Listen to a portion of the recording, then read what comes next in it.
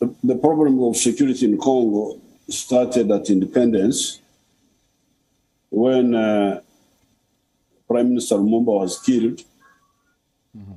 And then you had got agents of foreign interests taking over power in the form of Mobutu.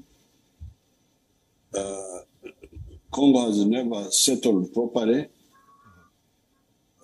And the immediate problem now is that actually for a long time, Congo has been either supporting or harboring the enemies of other countries. The Mobutu used to support Savimbi of Angola, used to support Holden Roberto of Angola. We have got ADF in Congo, we have got other groups from Uganda, then you have groups from Rwanda, the Interahamwe. So that's really the origin of the problem. The Congo either supporting or simply harboring these enemies of other countries, of the neighboring countries.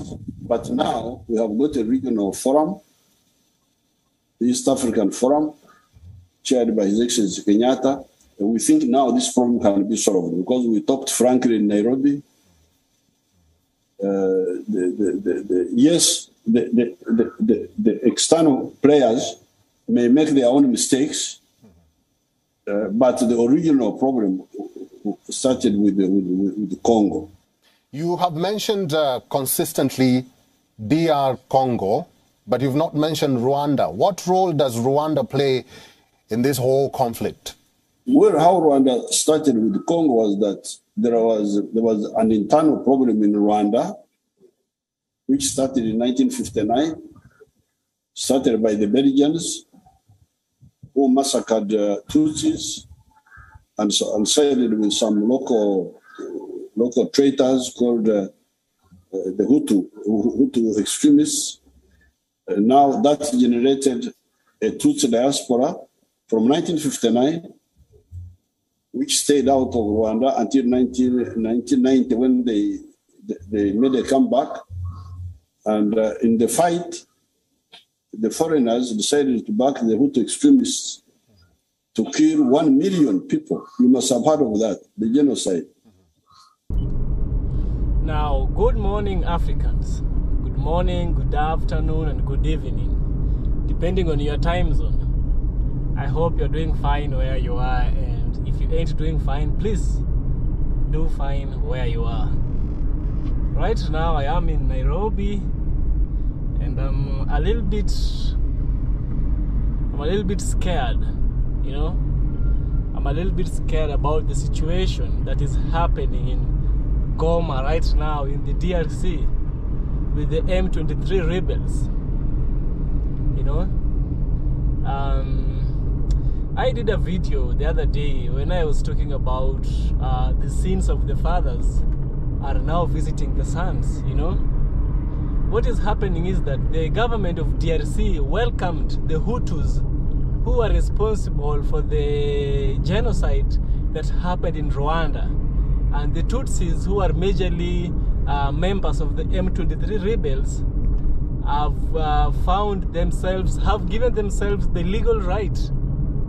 I don't know if it's legal, but to them they find it rightful to go and attack a foreign country and to topple its government, because they believe that the government that is stationed in DRC was responsible for the genocide that took over 800,000 to 1 million lives of the Tutsi people in Rwanda.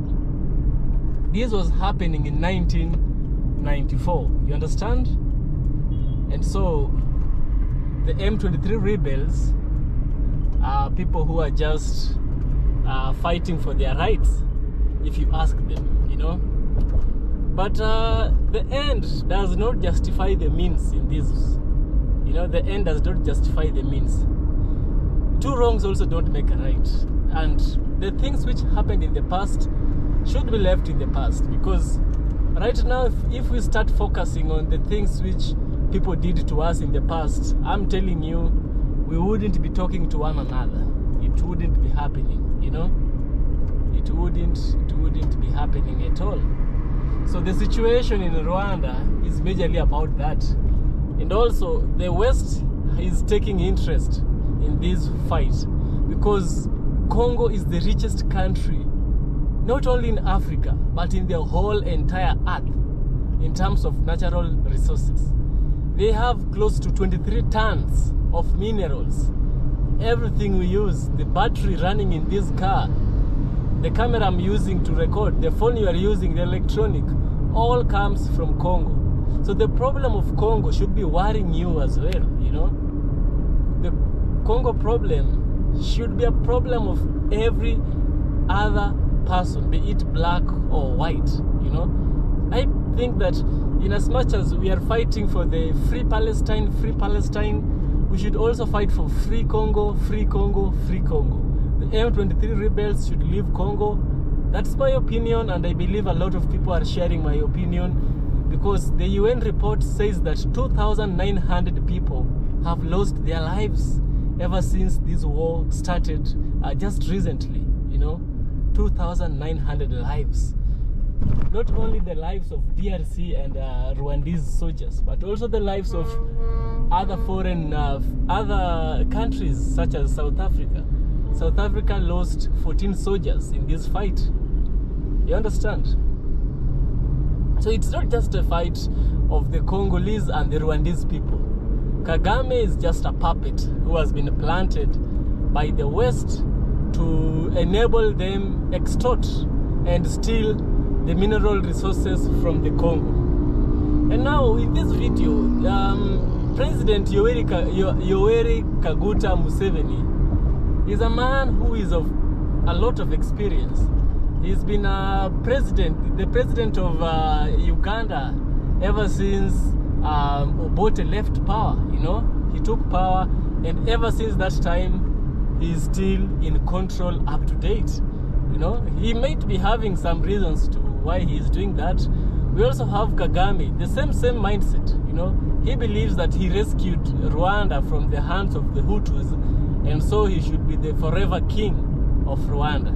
But Museveni has a different narrative. He's also like Kagame, but he's different. He's not fighting with his neighbors. He's not sending soldiers to his neighbor's country. And now a Western, not really a Western, but a media company sent one of their journalists, and they had an interview with Yoweri Kaguta Museveni. And Yoweri Kaguta Museveni, being an African head of state and being a man who is also a member of the Great Lakes, because this war is a war of the Great Lakes, you know, the Great Lake region. We have Victoria, we have Tanganyika, we have Malawi, we have Lake Kyoga, we have Lake Natron, so many lakes in this region. So we are members of the lake region, the Great Lakes. So Kagame, no, not Kagame, but Yoweri Kaguta Museveni had so much to say in this interview, and his perspective is going to share a different news that we didn't know, a different kind of information. And then let's watch it, and then I shall get back, of course, where we shall also have a deep critical analysis. And let's talk about the animosity in Rwanda and the DRC. We are receiving reports that more refugees are fleeing to your country. The conflict is still ongoing. Lieutenant General Muhoozi, who is also your son, was accused of fueling tensions through posting on his Twitter, which I'm told you have already advised him to stop. But in essence, you are among the leaders who met in Nairobi over the conflict. The presidents ordered the deployment of forces to the area. However, DRC residents are opposed to the deployment. Blame game is very high, Mr. President. What is really causing this rift, and what can be done to stop this? Then Tutsis now. Then, but this did not save the Hutu regime. The Hutu regime was defeated, and they fled with their supporters to Goma, to Eastern Congo, with their arms. And we begged Mobutu to disarm them. He refused, until the Tutsis in Eastern Congo, called Banyamulenge, took up arms and attacked these Hutus, who then. So that's the whole problem. For me, I don't want to say this one is to blame. We know the problem. The problem started with, as I told you, Congo being either supporting or harboring, and then the outsiders can also make their own mistakes, but the original problem is the other one. Because if it was not there, it would not be possible for Rwanda, for instance, to be involved in Congo 1994. Okay, Mr. President, over the past months, the continent has been facing a spate of violence, including in the Sahel, West Africa, Ethiopia, Sudan, and now East Africa, which includes DRC and Rwanda. What do you think about the role of the organizations like the African Union, ECOWAS, and SADC? Are they weak? Do they assist the continent in any way? They are weak, but they assist. They can assist. For instance, in the decolonization of Africa, when we were chasing the whites and the Portuguese from Africa in Mozambique, in Angola, Zimbabwe, Ian Smith, South Africa, the African OAU played a crucial role by supporting the liberation movements. After we defeated the whites in Southern Africa, there was some relaxation and some diversion, some lack of concentration. That's how we allowed NATO to attack Libya. We should not have allowed it. We should have confronted NATO, but we didn't. So the consequences, all this chaos you are seeing in Niger, in Burkina Faso, in Mali, and so on. But these organizations can, like we did when we defeated the Portuguese and defeated Ian Smith and defeated the whites in South Africa and in Namibia and in Guinea-Bissau. These organizations have the potential. They have the potential, we have the capacity to really save Africa from these criminals and traitors and imperialists. Now that you've mentioned that, Mr. President, what do you think about the late Gaddafi's analogy that United States of Africa is feasible and can and should be formed? I never supported Gaddafi's idea or Nkrumah's idea. It was not only Gaddafi, even Nkrumah believed in an all-African Union government. I never supported that. What I supported was what is already taking place, the continental free trade area, which can become an African common market. Economic integration for the whole of Africa, but political integrations for parts that are either similar or compatible, like, for instance, East and Central Africa, which are very, very similar or compatible. Thank you, Mr. President, for your feedback. Mr. President, let's now move away from that and talk about your country and you now. The World Bank has just released a report that says Uganda remains a low-income country. Prior to this report, you had said the economy had risen to middle-income status. Why is there a contradiction between what you said and the World Bank? Well, what I said was that the GDP per capita now at $1,046 has just entered the middle income bracket, which is $1,036 or $39. But in order to be declared official, I said so in my speech, you need to maintain that or surpass it for 3 consecutive years. So there is no contradiction. There is no contradiction. It must be I didn't say we have already become, I said we are entering. Now, after carefully listening to Yoweri Museveni, I already watched that video myself, you know. The story he is telling he starts by telling us that Mobutu Sese Seko, when he terminated Patrice Lumumba, who was by then the Prime Minister or the Foreign Minister of Congo, of the DRC, when Mobutu Sese Seko took part in his murder. And Mobutu Sese Seko did not do this alone. He did this by the help of the CIA and the help of the British Military Intelligence Section 6, which is the MI6, the common name that everyone knows it for. Also, the Belgian government took part in the termination of Patrice Lumumba. So this is the time where war started. Patrice Lumumba was a man who called for democracy, you know. He is a man who did not rule by, he didn't rule by iron fist, no. He believed in legitimacy, democracy, transparency. But what happened? That is what the West does not want. The West does not want somebody to rule by democracy. Because if you rule by democracy, you'll rule by the rights of the citizens. And the citizens would want to benefit from their own country's natural resources. And if the citizens benefit from their own country's natural resources, who will go at a loss? The West will go at a loss, because they come here and they exploit our resources, give it to themselves, and then they say that Africa is a poor country, Africa is not stabilized. Our instability is their stability. Our weakness is their strength. You shouldn't wait to have a strength in someone else's weakness.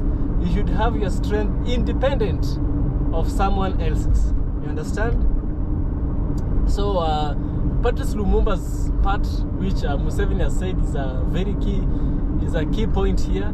And also we have Laurent Kabila, who is the father of Joseph Kabila.